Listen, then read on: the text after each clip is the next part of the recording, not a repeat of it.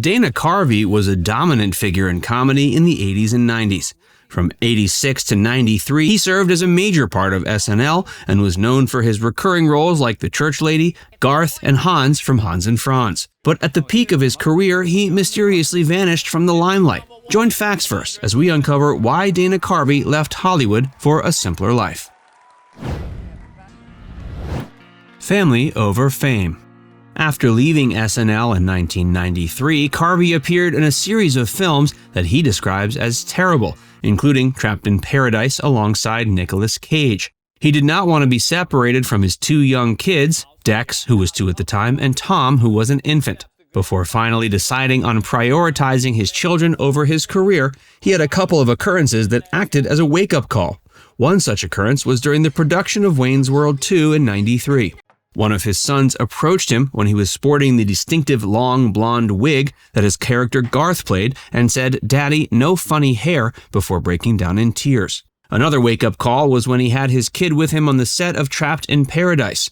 When asked why he decided to bring his children to the production, he remarked that it felt uncomfortable and awkward to deliver his children to a babysitter, so he worked with the only option he had left. While on set, his first son suffered from numerous ear infections while the other contracted the flu, and that only added more work to his load.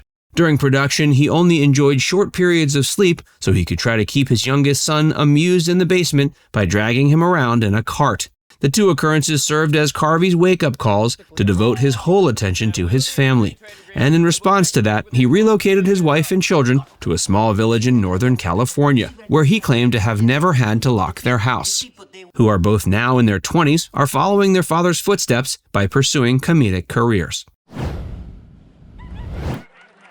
Health complications. Dana Carvey was sidelined for some time due to the unfortunate circumstances of having to recover from major surgery and then undergoing the same procedure again due to complications. In the 90s, medical professionals learned that Carvey experienced excruciating chest discomfort caused by improper blood flow to the heart. The artery was blocked again after each of his 3 angioplasties, which involve inflating a small balloon to keep the artery open. The ultimate and most dangerous surgical procedure possible to address the condition, a double bypass, was finally performed on Carvey in 1998. However, his excruciating chest pains persisted. Tests indicated that the physician had bypassed the incorrect artery, which was a horrible error. Carvey was forced to undergo another complicated and painful double bypass surgery, but this time with a different surgeon. Carvey filed a $7.5 million lawsuit against the original heart surgeon, which was resolved out of court in 2000. Leaving money on the table. Every player in the entertainment industry has once or twice turned down a holy grail, and Carvey is no different. He could have played a role on late-night television and might even be hosting a program on network TV by now, but he really didn't want to.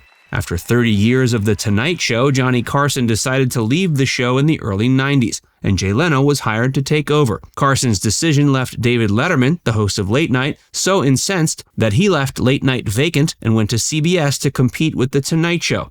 Lorne Michaels, the executive producer and creator of SNL, was tasked by NBC with selecting a host, so he turned to his SNL ensemble. The position was offered to Carvey, who had become one of the cast members with the most popularity in recent memory. As Letterman's likely successor, NBC handed him $1 million, along with a Beatles album autographed by all 4 Beatles and valued at $400,000, only to evaluate the offer. Carvey debated doing Late Night for a year before deciding against it because it's exhausting to host a show every night. He considered it an enormous slog, and to spend years only as a late-night host was a major decision for him. He added that it took lots of emotional energy to be on TV that much, which he didn't think he had at the time. While he hasn't explicitly expressed that as a regret, it's easier to see why he would do so privately given the failure of his show. Better luck next time. In 1996, Carvey returned to television with The Dana Carvey Show, just 3 years after departing the cozy confines of SNL. It was a commercial failure, even though it received excellent reviews and became a famed cult success among comic nerds. It was slated by ABC to premiere just after the family-friendly smash hit Home Improvement. With Disney's planned purchase of the network, everyone must have assumed they'd be getting the mild-mannered version of Carvey, the Church Lady, Garth, and George Bush. Instead, they received something bizarre, quirky, and crazy. For instance, Carvey played President Bill Clinton in the first sketch of the first episode, displaying his tender side by exposing a large set of breasts and nursing a number of puppies. Other standout pieces were The Nauseous Servers, in which waiters were gagging while delivering the specials, and Skinheads from Maine, in which men speaking in a heavy New England accent scream racist things. Despite being a commercial failure, many of the most significant comedy writers and entertainers of the past 20 years developed their skills on the show. Oscar-winning writer of Adaptation and Eternal Sunshine of the Spotless Mind, Charlie Kaufman, The Office co-creator Greg Daniels, Dino Stamatopoulos, 30 Rock co-creator Robert Carlock, and showrunner Louis C.K. were among the writers on the program. Stephen Colbert and Stephen Carell portrayed the squeamish servers who were disgusted by the cuisine. The Dana Carvey Show was discontinued after 7 weeks due to declining viewership following the first episode. Well, he tried and failed, no big deal. But the subsequent sketches didn't see the light of day. After his first show failed, it took Carvey almost 15 years before he tried sketch comedy once more. He co-created the Fox TV series Spoof in 2010 with Spike Ferrestein, writer for The Dana Carvey Show. This TV sketch show by Carvey was entirely pre-recorded and did not include any in-studio segments or a live audience. Fox purchased a pilot but decided not to order the full season. 2 of the segments from Spoof's one and only episode, which was set to focus on parodies of movies and TV series, have been made public online.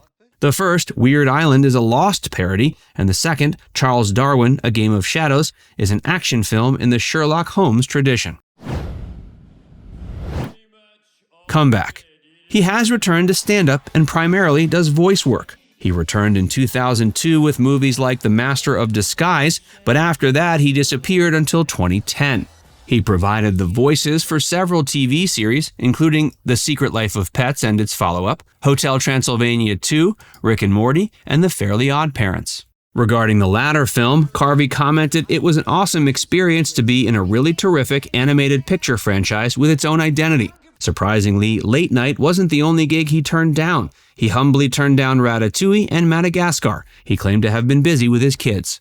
In 2017, he picked up a trade from his past, stand-up comedy. He shared the title of comic in residence with John Lovitz at the Foundry in Las Vegas, where he performed stand-up, comedic sketches, and musical numbers in 20 concerts in 2017. Some of his specials include Squatting Monkeys Tell No Lies, Critics' Choice, and Dana Carvey, Straight White Male, 60. He recently collaborated on a project with his adult sons, went back to stand-up, and started creating podcasts. He and Mike Myers already reconnected at SNL's 40th anniversary in 2015 and the Oscars in 2019, and they also got back together in their Wayne's World identities for a Super Bowl commercial.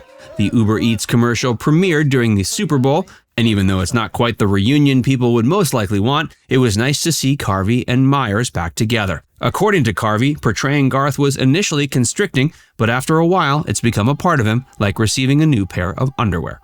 Now it's time to hear from you. Do you think Carvey made a mistake by turning down NBC's late night offer? Let us know in the comments section below.